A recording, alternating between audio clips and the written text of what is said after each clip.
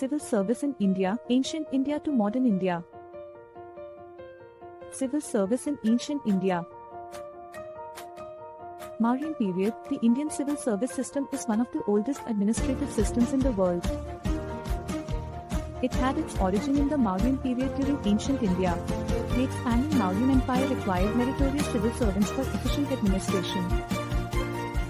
The Mauryan administration employed civil servants in the name of Adhyakshas and Rajakas. Kautilya's Arthashastra lays down the principles of selection and promotion of civil servants, the conditions of loyalty for appointment to the civil service, the methods of their performance evaluation and also their code of conduct. Arthashastra mentions certain checks and balances on their appointments, vigilance, and also recommends a continuous watch on the function of the civil service, including briefing the king on the performance of the civil servants on a regular basis. Some posts/department in Mauryan Empire: Mantri Chief Minister, Mantri Parishad Adhyaksha Head of the Council of Ministers, Sannidata Treasury Head, Dandapala Head of Police, etc. Gupta period civil services. The Gupta Empire, 320 C to 550 C, also had a well-developed civil service system. It was based on a hierarchical structure with administrative units at the district, provincial, and central levels. The civil servants, known as Adhyakshas, were appointed by the king and were responsible for revenue collection, maintaining law and order, and implementing government policies. Some post of the Gupta period: Mahanarpati Head of Infantry, Mahadandayak Chief Justice, Mahabaladikrita Commander-in-Chief, Mahashwapati Controller of Cavalry, etc. Medieval India Civil Services. The Mughal Empire, 1526 C to 1857 C, further contributed to the evolution of the civil service in India. The Emperor Akbar the Great established a centralized administrative system known as the Mansabdari system. Under this system, civil servants, known as Mansabdars, were appointed to various ranks or grades, known as Mansabs, based on their military and administrative capabilities. They were responsible for revenue collection, maintaining law and order, and serving in the military. Modern India Civil Services. Civil servants for the East India Company used to be nominated by the directors of the company and thereafter trained at Pilipuri College in London and then sent to India. Following Lord Macaulay's report of the Select Committee of the British Parliament, the concept of a merit-based modern civil service in India was introduced in 1854. The report recommended that the patronage-based system of East India Company should be replaced by a permanent civil service based on a merit-based system with entry through competitive examinations. For this purpose, a civil service commission was set up in 1854 in London and competitive examinations were started in 1855.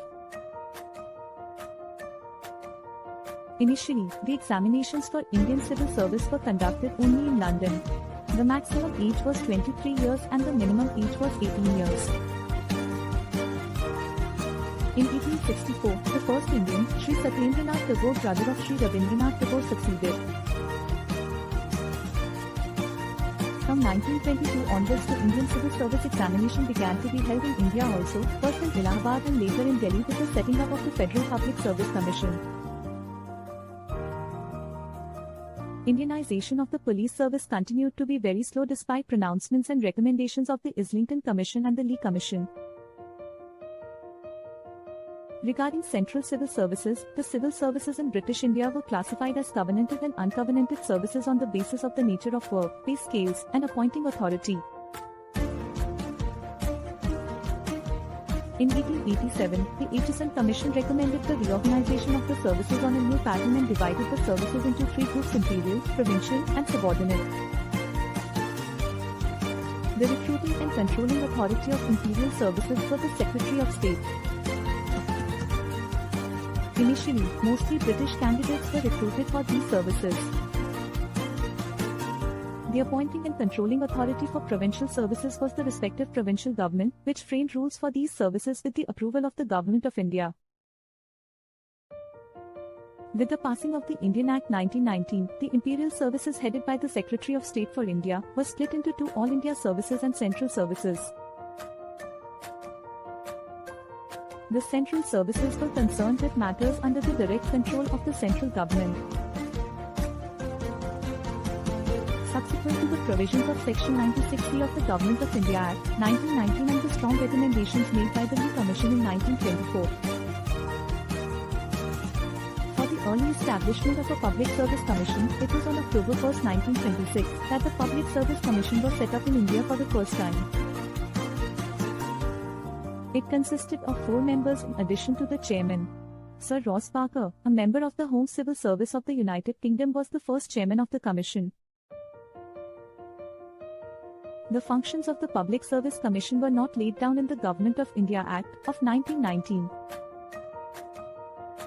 but were regulated by the Public Service Commission. Functions, Rules, 1926 framed under subsection 2 of Section 96C of the Government of India Act, 1919. Further, the Government of India Act of 1935 envisaged a Public Service Commission for the Federation and the provincial public. Therefore, in terms of the provisions of the Government of India Act, 1935 and with its coming into effect on 1st of April 1937, Service Commission for each province or group of provinces. Civil Services post-independence. With the inauguration of the Constitution of India on January 26, 1950, the Federal Public Service Commission came to be known as the Union Public Service Commission. And the chairman and members of the Federal Public Service Commission became chairman and members of the Union Public Service Commission by virtue of Clause 1 of Article 378 of the Constitution. Constitutional provisions of UPS. Article 315 equals Public Service Commissions for the Union and for the states. Article 316 equals appointment and term of office of members. Article 370 equals removal and suspension of members of a Public Services Commission. Article 318 equals power to make regulations as to conditions of services of the members and staff of the conditions.